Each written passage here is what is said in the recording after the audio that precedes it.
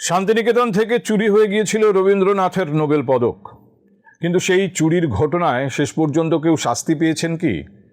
আমি যতদূর জানি কেউ পায়নি, এমনকি কাউকে গ্রেপ্তারও করা হয়নি। আমার এই জন্য মনে আছে যে এই চুরির ঘটনার পরে সেখানে ছুটে এসেছিলেন সেই সময় বিশ্বভারতীর উপাচার্য, ভারতবর্ষের প্রধানমন্ত্রী অটল বিহারী বাজপেয়ী, এবং কলকাতা থেকে আরও অনেক সাংবাদিকের সঙ্গে আমিও তখন বিশ্বভারতীতে গিয়েছিলাম এবং আমি প্রশ্ন করেছিলাম অটল বিহারী বাজপেয়ীজিকে, মাননীয় প্রধানমন্ত্রী, অনেকগুলো ঘন্টা কেটে গেছে এই চুরির ঘটনার পর, কিন্তু কাউকে তো গ্রেপ্তার করা হয়েছে বলে শুনিনি।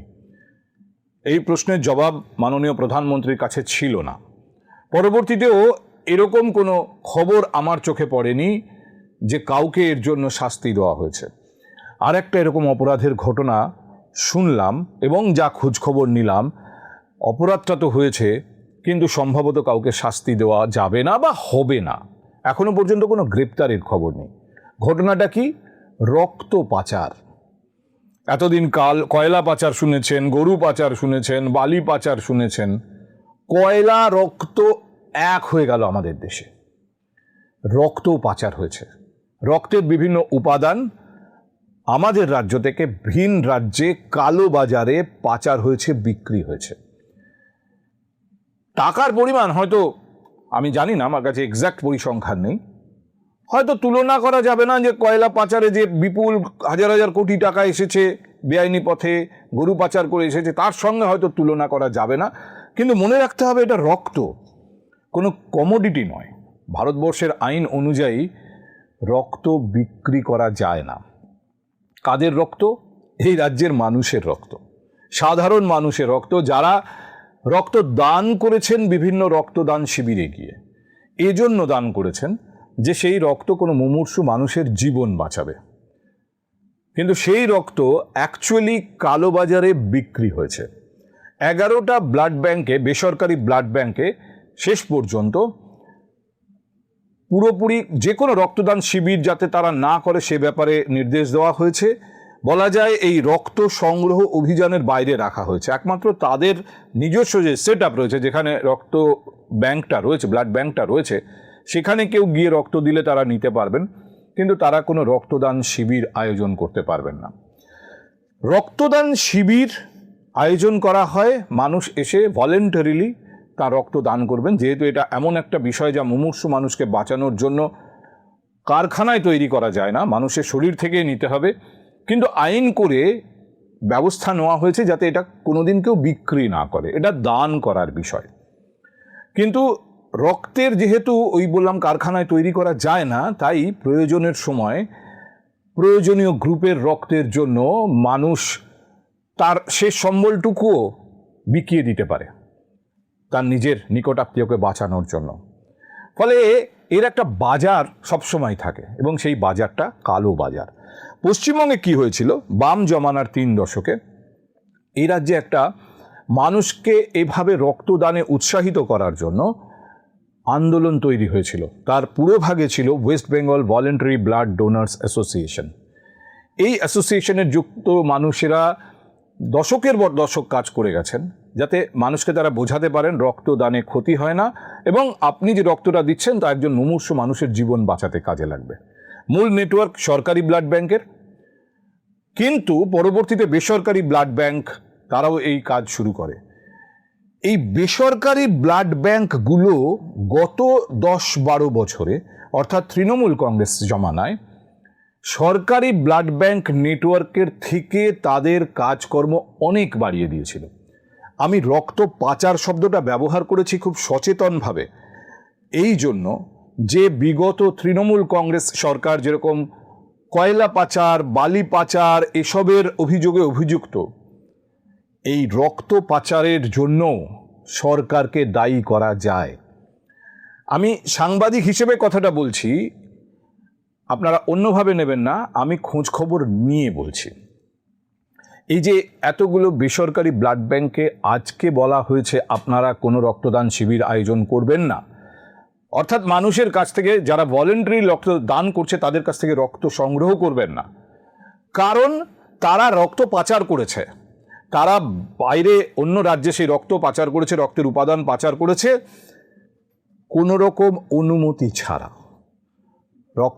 রক্তের উপাদান পাঠানো যায় অন্য জায়গায়, তার আইন আছে, কিন্তু তার জন্য সরকারের অনুমতি নিতে হয়। সরকারের যে নির্দিষ্ট বডি রয়েছে সেই বডির অনুমতি নিতে হয়। আমাদের এখানে যেরকম স্টেট ব্লাড ট্রান্সমিশন কাউন্সিল রয়েছে, তাদের অনুমতি নিতে হয়। সেই অনুমতি ছাড়া তারা পাচার করেছে এবং বিপুল অর্থের বিনিময়ে পাচার হয়েছে। আমি তারও খোঁজখবর নিয়েছি, আপনাদের শোনাচ্ছি যে টাকার পরিমাণটা কত। কিন্তু তার আগে গত 10-12 বছরে যে সংস্কৃতিটা তৈরি হয়েছে রক্তদান নিয়ে, সেটা আপনাদের একটু বলা দরকার। কারণ এখানেই এই রাজ্যের শাসক দলের, তৎকালীন শাসক দলের রাজনীতি এটার সঙ্গে জড়িয়ে রয়েছে। এই বেসরকারি ব্লাড ব্যাঙ্কগুলো কিভাবে কাজ করবে তার উপর একটা সরকারের নিয়ন্ত্রণ সবসময় ছিল। এই নিয়ন্ত্রণটা ক্রমশ শিথিল হয়েছে এই গত 10-12 বছরে, এবং তার সুযোগ এই বেসরকারি ব্লাড ব্যাঙ্কগুলো নিয়েছে। তারা কি করত? তারা যেখানে রক্তদান শিবির আয়োজন করত, সেখানে যাতে মানুষ এসে রক্ত দেয় তার জন্য তারা বিপুল পরিমাণ উপঢৌকনের ব্যবস্থা করত। এটাও আইনত করা যায় না। আপনি রক্তদান শিবিরে রক্ত দিতে গেলে রক্ত দেওয়ার পর আপনাকে একটা ডিম, একটা আপেল দেওয়া যেতে পারে, এক গ্লাস স্বাস্থ্যকর পানীয় দেওয়া যেতে পারে। যেহেতু আপনার শরীর থেকে রক্ত নিয়ে নেওয়া হয়েছে, রক্তটা যাতে শরীরে তৈরি হয় তার জন্য আপনাকে পুষ্টিকর খাবার দেওয়া হচ্ছে, এর মধ্যে কোনো অসুবিধা নেই। কিন্তু আপনাকে হাতঘড়ি কেন দেওয়া হবে? আপনাকে প্রেশার কুকার কেন দেওয়া হবে? কিন্তু এই হাতঘড়ি, প্রেশার কুকার দেওয়ার সংস্কৃতিটা, এটা আমার যতদূর মনে আছে বাম জমানায়ও কিছুটা কোথাও কোথাও হয়েছে, কিন্তু তখন এই West Bengal voluntary blood donors অত্যন্ত সক্রিয় ছিল। তারা এগুলোর প্রতিবাদ করত। সরকারি ব্লাড ব্যাংক যেখানে যেখানে ব্লাড ডোনেশন ক্যাম্প করতো সেখানে এসবের বালাই থাকতো না। আয়োজকরা অবশ্যই যারা রক্ত দান করবেন তাদের জন্য আপেলের ব্যবস্থা বা দুধের ব্যবস্থা রাখতে পারেন, বা তাকে কোনো স্বাস্থ্যকর পানীয় দিতে পারেন, কিন্তু কোনো রকম উপহার নয়। এই ব্যাপারটা তখন খুব ছিল। পরবর্তীতে এটাই সংস্কৃতি হয়ে গেল এবং তখনই ঝাঁপিয়ে আরও বেশি সামনে চলে এলো এই বেসরকারি ব্লাড ব্যাঙ্কগুলো। কারা এই সমস্ত রক্তদান শিবির করতেন? কেন আমি বলছি এর সঙ্গে রাজনীতি এবং রাজনীতির সঙ্গে জড়িয়ে থাকা নেতারা নিজেদের আলাদা করতে পারবেন না। বহু এরকম ব্লাড ডোনেশন ক্যাম্প বিধায়ক, কাউন্সিলরের ক্লাব, কাউন্সিলরের পুজো, এমনকি সাংসদ, তারা করেছেন। যারা শাসক দলে ছিলেন তারা বেশি করেছেন। যেটা হওয়া উচিত ছিল তারা সরকারি ব্লাড ব্যাংকে ইনভলভ করতে পারতেন। প্রথম কথা হচ্ছে, এখানে ব্লাড কতজন দিল এটার সঙ্গে অনেক সময় ওই বিধায়ক, ওই কাউন্সিলরের প্রেস্টিজ জড়িয়ে থাকতো। যে আমি একটা ব্লাড ডোনেশন ক্যাম্প করেছি, তাতে 30 জন মাত্র রক্ত দেবে। আরে মিনিমাম 300 করতে হবে ওটাকে। কিভাবে 300 হবে? উপহারের ব্যবস্থা হলো। সেই উপহার কখনো 1000 টাকা, কখনো 1500 টাকা, 2000 টাকা। আমি যতদূর খোঁজখবর নিয়েছি সরাসরি ক্যাশ দেওয়ার কোনো প্রবণতা কেউ দেখানি, কারণ ওটা আইনে ফেসে যাবেন। রক্ত তো বিক্রি করার বিষয় নয়, ক্যাশ ব্যবহার করলেই ওখানে আইন চলে আসবে। কিন্তু ইন কাইন্ড দেওয়া হয়েছে, এটাকে সংস্কৃতি তৈরি করা হয়েছে এবং এই ধরনের ক্যাম্প বেশিরভাগই এই বেসরকারি ব্লাড ব্যাঙ্কগুলো করত। এবার আপনি বলতে পারেন যে একজনের কাছ থেকে 1 ইউনিট রক্ত নিয়ে তাকে 1000 টাকা, 1500 টাকা, 2000 টাকার গিফট দেওয়া হচ্ছে। ওই রক্তের কি অত দাম বাজারে? আমিও জানতাম না রক্তের কত দাম। তবে এখানে একটা জিনিস আপনাদের বলে দিই, বিশেষ করে রাজনৈতিক নেতাদের আয়োজিত ব্লাড ব্যাংক ক্যাম্পগুলোতে, সেখানে উপহারের পেছনে রাজনৈতিক নেতার ফাইন্যান্স থাকতো। যেহেতু এখানে তার প্রেস্টিজ জড়িয়ে, সেখানে সবসময় যে টাকার ভ্যালুটা আপনি রক্তের ইউনিটের বাজারে কত দাম তাই দিয়ে হিসেব নাও করতে পারেন, কারণ সেখানে তো একজন দাদা রয়েছেন, তিনি পয়সা দিচ্ছেন, তার ক্যাম্প। কিন্তু এর বাইরেও যদি কোথাও এরকমও দেখা গেছে যে ব্লাড ডোনেশন ক্যাম্প বেসরকারি ব্যাংক আয়োজন করছে, বেসরকারি ব্লাড ব্যাংক, এবং তাদের কাছ থেকেও উপহার এসেছে, এমনি আসেনি। 1000 টাকার উপহার দিয়ে আমি একজনের কাছ থেকে কোনো একজন সুস্থ মানুষের রক্ত নিলাম, সেই রক্তের বাজারে দাম কত? ইললিগ্যাল মার্কেট, ব্ল্যাক মার্কেট আমি আপনাদের হিসেব দিতে পারবো না, কারণ ওখানে কোনো স্ট্যান্ডার্ড দাম হয় না। লিগ্যাল মার্কেট আমি বলছি, লিগ্যাল মার্কেট, আমি তার খোঁজ খবর নিয়েছি।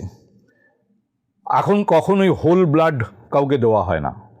রক্ত নেওয়ার পর তার 3টে উপাদানে সেটাকে ভাগ করে ফেলা হয়। একটা হচ্ছে আরবিসি বা লোহিত রক্তকণিকা, একটা প্লেটিলেটস, আপনারা জানেন ডেঙ্গু হলে প্লেটিলেটস দিতে হয়, একটা হচ্ছে প্লেটিলেটস, আর একটা হচ্ছে প্লাজমা। রক্তের মধ্যে 55% জল থাকে, রক্তরস যাকে বাংলায় বলে, সেই প্লাজমা। এই 1 ইউনিট রক্ত থেকে যে আরবিসি বেরোয় সেই আরবিসি বিক্রি হয় 3600 টাকায়। এটা হচ্ছে লিগ্যাল ভ্যালু। 1 ইউনিট রক্ত থেকে যে আরবিসি পাওয়া যায় 3600 টাকায় বিক্রি হতে পারে। 1 ইউনিট রক্ত থেকে যে প্লেটিলেটস পাওয়া যায় তার বাজার দর 1500 টাকা। আপনারা যোগ করে নেবেন, আমি আর যোগ করছি না। আর যে পরিমাণ প্লাজমা পাওয়া যায় প্রায় 200 গ্রামের মতো, অর্থাৎ 5 ইউনিট রক্ত, 5 জনের থেকে সংগৃহীত রক্তের প্লাজমার পরিমাণ হচ্ছে 1 লিটার। 1 লিটার প্লাজমার দাম 3800 থেকে 4200 টাকা। এখানে একটা ইন্টারেস্টিং ব্যাপার আছে, এইখানে এই যে সরকার কিভাবে জড়িয়ে থাকে, কেন্দ্রীয় সরকারও এমনকি, এই যে প্লাজমা কিন্তু কখনো কাউকে দেওয়া হয় না। It's not medical material. আমি বলতে চাইছি যে চিকিৎসার কাজে আরবিসি লাগে, প্লেটিলেটস লাগে, প্লাজমা লাগে না। প্লাজমা কিসে লাগে? প্লাজমা লাগে কিছু জীবনদায়ী ওষুধ তৈরিতে। অ্যালবুমিন, ফ্যাক্টর 8 বলে একটা বোধহয় আছে যেটা আপনার ক্যান্সার ট্রিটমেন্টে কাজে লাগে। এই ধরনের জীবনদায়ী ওষুধ তৈরি হয় প্লাজমা থেকে, কিন্তু এরকম কোনো সরকারি ইউনিট আজ অবধি তৈরি হয়নি যেখানে প্লাজমা থেকে জীবনদায়ী ওষুধ তৈরি হবে। ফলে প্লাজমা থেকে ওষুধ তৈরির পুরো বিষয়টা বেসরকারি জায়গায় আছে। তার মধ্যে একমাত্র রিলায়েন্স, তাদের একটা সেট আপ আছে যেটা ভারতে, আর বাকিগুলো বিদেশি। এই বেশিরভাগ প্লাজমা বিদেশে যায় এবং ওই দামে যায়, পার লিটার 3800 থেকে 4200। রিলায়েন্স যে দামে কেনে সেটারও খোঁজ নিয়েছি আমি, সেটা অ্যারাউন্ড 2600 টাকা। কিন্তু কথা হচ্ছে যে এর ওপরে মানে 2600 টাকা রিলায়েন্স দিচ্ছে, কিন্তু তার সঙ্গে কিছু ক্যাশ ডিলিংসও থাকে। ফলে সব মিলিয়ে এই বাজারটা বুঝতে পারছেন, পার ইউনিট রক্ত কত টাকার ব্যবসা। আর আরেকটা কথা, যেমন ধরুন আমি আপনাকে বলছি আরবিসি গ্রুপ স্পেসিফিক, নির্দিষ্ট গ্রুপের আরবিসি লাগবে। এমনিতে বেসরকারি রুগী ভর্তি আছে বেসরকারি হাসপাতালে, সেখানে ব্লাড ব্যাংক বলে হাসপাতাল থেকে বলে দিচ্ছে এই রক্ত নিয়ে আসুন, আপনার দায়, আপনি দৌড়লেন। ওই হাসপাতালে আপনাকে বলবে আমরা দিয়ে দিচ্ছি, কিন্তু তার বিনিময়ে টাকা, এই 3600 টাকা দিয়ে তারা কিনবে, আপনাকে তার থেকে অনেক বেশি বিল করা হবে। কিন্তু যখন আপনার বাড়ির নিকটাত্মীয়ের দরকার আর হাসপাতাল আপনাকে বলবে হয়তো সত্যিই তাই যে ওই গ্রুপের আরবিসি পাওয়া যাচ্ছে না, আছে কিন্তু অনেক দাম চাইছে, এইভাবেই তো ব্যবসাটা হয়। 5000, 7000, 10,000ও লোকে পকেট থেকে বের করে দিয়ে দেয় যে না ঠিক আছে আমার নিকটাত্মীয়কে বাঁচান। এই পশ্চিমবঙ্গ থেকে রক্ত বিহার, উত্তরপ্রদেশ, ঝাড়খণ্ডে গেছে। কিভাবে গেছে? আর সব থেকে বড় কথা, কেন গেছে? দেখুন, সাধারণভাবে আইন, আমি যতটুকু খোঁজ খবর নিয়েছি, 1940 সালের আইন, অ্যামেন্ড হয়েছিল বোধহয় 55 সালে, ড্রাগ অ্যান্ড কসমেটিক অ্যাক্ট, তাইতেই এই ব্যাপারটাও নিয়ন্ত্রিত হয়, রক্তের ব্যাপারটাও নিয়ন্ত্রিত হয়। একটা ব্লাড ব্যাংকের যদি কোনো ব্রাঞ্চ অন্য জায়গায় থাকে তাহলে বাল্ক ট্রান্সফার করা যায়, এটা আইনে আছে। অর্থাৎ এখানকার কোনো একটা ব্লাড ব্যাংক, তার যদি একটা ব্রাঞ্চ ঝাড়খণ্ডের কোনো শহরে থাকে, তাহলে এখান থেকে সে বাল্কে প্লাজমা বা আরবিসি, প্লেটেলেটস সেই শহরের ব্লাড ব্যাংকে পাঠাতে পারে। কিন্তু এর জন্য আপনাকে অনুমতি নিতে হবে। ওই যেরকম পশ্চিমবঙ্গে এরকম স্টেট ব্লাড ট্রান্সফিউশন কাউন্সিল আছে, একটা ন্যাশনাল বডি আছে, এদের কাছ থেকে অনুমতি নিতে হবে। কিন্তু এই ব্লাড ব্যাংকগুলো মাসের পর মাস, বছরের পর বছর এই রক্তের উপাদান অন্য জায়গায় তাদেরই ব্রাঞ্চে ট্রান্সফার করে গেছে কোনো রকম অনুমতি ছাড়া। এবার আসুন সরকারের ভূমিকাটা কি, এর সঙ্গে আমি কেন তৃণমূল কংগ্রেসের তৎকালীন সরকার বা মমতা বন্দ্যোপাধ্যায়ের তৎকালীন সরকারকে জড়াচ্ছি। যারা এই রক্তদান আন্দোলনের সঙ্গে বহু দশক কাটিয়েছেন তাদের সঙ্গে এই বিষয়টি নিয়ে আমি কথা বলছিলাম, এবং তারা দাবি করেছেন যে মমতা বন্দ্যোপাধ্যায় নিজে যেমন মুখ্যমন্ত্রী ছিলেন, নিজেই স্বাস্থ্যমন্ত্রী ছিলেন, স্বাস্থ্য তার হাতে ছিল। চন্দ্রিমা ভট্টাচার্য স্বাস্থ্য প্রতিমন্ত্রী হয়েছিলেন পরে। তারা দাবি করেছেন, ওয়েস্ট বেঙ্গল ভলেন্টারি ব্লাড ডোনার্সের কর্ণধাররা, যে তারা অন্তত 13টা চিঠি গত 10 বছরে তৎকালীন স্বাস্থ্যমন্ত্রীকে দিয়েছেন। তাদের মুখের কথা বলছে, অন্তত 13টা চিঠি, কারণ তারা জানতেন এই কারবারটা চলছে। বছরের পর বছর তারা চিঠি দিয়ে গেছেন, সরকার কোনো পদক্ষেপ করেনি। তবে একটা ইন্টারেস্টিং ব্যাপার আছে, আপনারা কদিন আগে শুনেছেন রাজ্য পুলিশের ডিজির পাশে বসে মুখ্যমন্ত্রী, বর্তমান মুখ্যমন্ত্রী দাবি করেছিলেন যে পুলিশকে যদি কাজ করতে দেওয়া হয় কত ভালো কাজ হয়। শুধু পুলিশ কেন, সরকারের মেশিনারিতে যত আধিকারিক আছে তাদেরকে যদি কাজ করতে দেওয়া হয় তাহলে যে কি তফাৎ হয় তার সবথেকে বড় উদাহরণ সম্ভবত আমাদের রাজ্যের স্বাস্থ্য সচিব, যিনি 6 বছরের বেশি সময় ধরে ওই অবস্থানে বসে আছেন। আরজি করের ঘটনার সময়ও তিনি স্বাস্থ্য সচিব, আর আজকে যখন এই ব্লাড ব্যাংকের কালোবাজারি ধরা পড়ছে তখনও তিনিই স্বাস্থ্য সচিব। এই নিগম সাহেবের টেবিলে অন্তত 8টা চিঠি পাঠানো হয়েছিল এই কারবারটার ব্যাপারে ইনফর্ম করে, যে এটা চলছে, এটাকে থামান, এটা অন্যায়, এটা অপরাধ। এই নিগম সাহেব, যিনি আজকেও স্বাস্থ্য সচিব এবং এই এত বড় পর্দা ফাঁস হয়েছে, এই নিগম সাহেবের টেবিলে 2020 পর থেকে অন্তত 8টা চিঠি জমে আছে এই বিষয় নিয়ে বিস্তারিত জানিয়ে। ওই ভলেন্টারি ব্লাড ডোনার্স অ্যাসোসিয়েশনের সঙ্গে সংশ্লিষ্ট যারা বহুদিন ধরে এই আন্দোলনের সঙ্গে জড়িয়ে, তারা ইনফর্ম করেছেন, তারা নালিশ করেছেন, কোনো লাভ হয়নি। শেষ পর্যন্ত এই সরকার আসার পরে সরকারের স্বাস্থ্য দপ্তর পদক্ষেপ করেছে এবং এখনো পর্যন্ত 11টা ব্লাড ব্যাংকে কোনো রকম রক্তদান শিবির করতে বারণ করা হয়েছে। কিন্তু একদম শুরুতে যেটা আপনাদের বলেছিলাম সেটা আবার বলি, এই যে এত পাচার হলো এবং এই বিপুল টাকার লেনদেন হয়েছে, এর জন্য কি কেউ শাস্তি পাবে? মনে হয় না।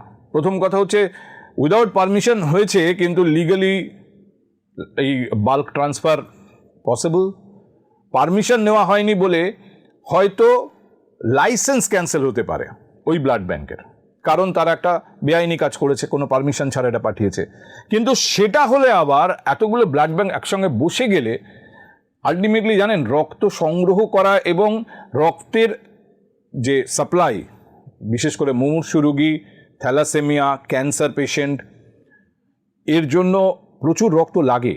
এই সাপ্লাই যদি কোনো কারণে অ্যাফেক্টেড হয়, সেটা কিন্তু আর একটা ক্রাইসিস তৈরি করবে। কাজেই সরকারকে সব দিকই ভাবতে হবে। এর জন্য যদি কোনো ব্লাড ব্যাংকের লাইসেন্স ক্যান্সেল হয়, সেটা অবশ্যই একটা বড় ব্যাপার, কিন্তু আমার ধারণা 2 থেকে 3টে ব্লাড ব্যাংকের লাইসেন্স ক্যান্সেল হওয়ার সম্ভাবনা আছে, বাকিরা ছাড় পেয়ে যাবে এত বড় ঘটনার পরও। শুধু একটাই আশার দিক, যে এই বিষয়টা থামবে, এই অপরাধটা থামবে, এই পাচারটা থামবে, এই চোরা কারবারটা বন্ধ হবে।